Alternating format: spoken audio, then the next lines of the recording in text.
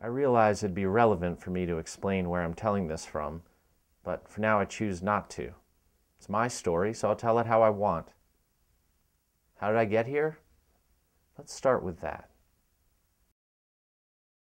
That was me, and that was what I did.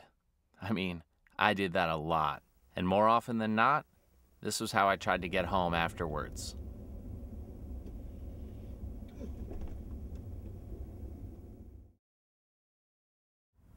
You alright, man? What happened?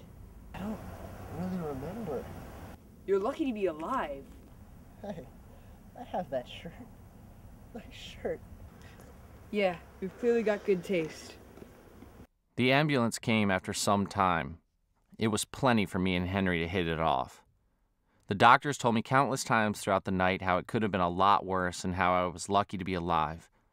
The following weeks, I had a splitting headache, but I still viewed my survival from the accident as a second chance. So, after re-examining my life, I decided there were a lot of things I wanted to change. My lifestyle was the first to go. The endless parties were fun, but I didn't like where I was heading. Henry and I hung out a lot over the next few weeks. We just clicked. It worked. And I wanted a clean slate, a new life, so I thought who better to start it with than him.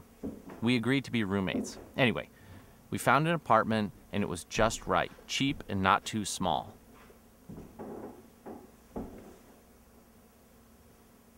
We'll take it. We had a lot of fun. Go! We always had something to do. I raise you $250. Full. Have the banana! Yes! Yeah, everything was perfect. Unfortunately, though, it didn't last. Hey, what's up? You're home early. I got fired. What happened? I don't want to talk about it, okay? That was the beginning of the end. Henry didn't leave the house. He just sat in front of the TV all day. He was horribly depressed and impossible to talk to.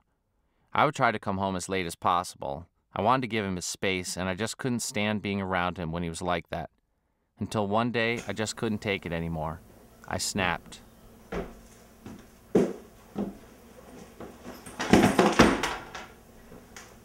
You know, you could try to find another job. Can we please not talk about it? No, this is it. You're done. You sit here every day. I paid the whole rent this month, and I'm actually afraid to come home. Come on, how many interviews have you been on? You haven't even tried. Get up and go do something with your life. I can't believe you. Listen to yourself. You see your friend depressed, and what do? You avoid him. You stay as far as humanly possible from him. You think I'm pathetic? I'm the one who found you that night. I rode in that ambulance with you, and when you get a chance to help me back, you run away. I should have left you there that night. Wait, no, that's not what I meant. I don't even want to hear it. I'm out of here. Henry didn't come home that night. And when I came home from work the next day, all of his stuff was gone and his key was on the table. And that's when I knew he was gone for good. The next day, I ran into my landlord. Oh, hi. I'm from apartment 12A. I was just wondering if I could remove the second tenant from my lease. Did you say 12A? Yeah. Buddy, I don't have anyone else filed in 12A. You're there all alone.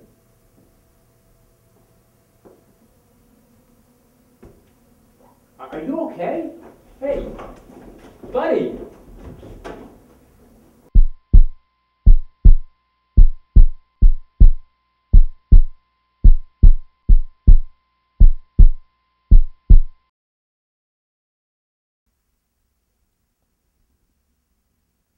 Next thing I knew, I was in here. I later found out during one of my sessions that it was my landlord that saved me. He followed me upstairs and found me collapsed on the floor and called an ambulance. That's my story. I will never know how that year of my life really went, but the way I told it is the way I remember it, so I guess you could say we're on the same page. Oh, and Henry's back. I guess he never really left.